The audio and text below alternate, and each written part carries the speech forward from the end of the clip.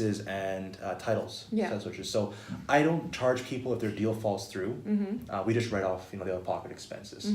But doing a title search up front is $10.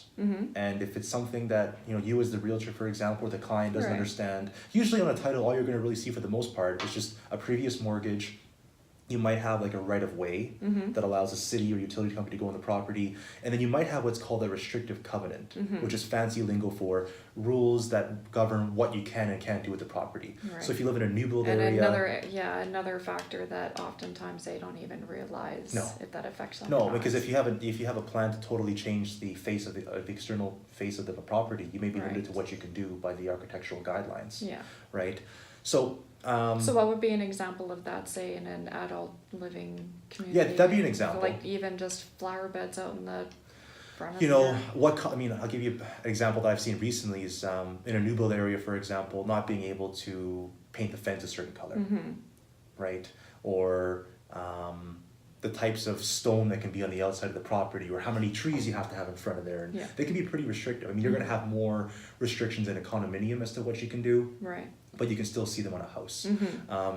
Then we unfortunately find sometimes what are called, this is fancy lingo here, but certificates of lease pending. So that's Latin language for certificate of pending litigation.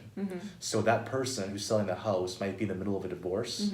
And so one of the spouses has put that on there, especially if they're not on the title, so that the house can't be sold without their consent, essentially. Or you might have a caveat on there, or a builder's lien because they hired someone to do renovations and didn't pay them.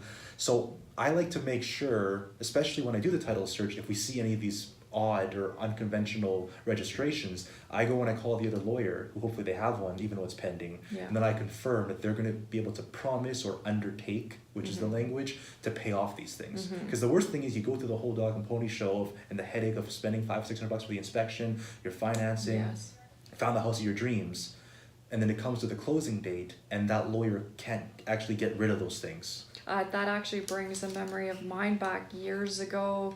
I think it was probably 9-10 years ago. One of my buyers, they were making a purchase on a home, and I had pulled the title, and it was a home renovated or a newly renovated house, and the builders didn't get paid, and there's a lineup of different liens and caveats that were registered against that title that needed to be cleared up. So and sometimes bad luck happens and it's already a firm deal and there's nothing at the time. Yeah.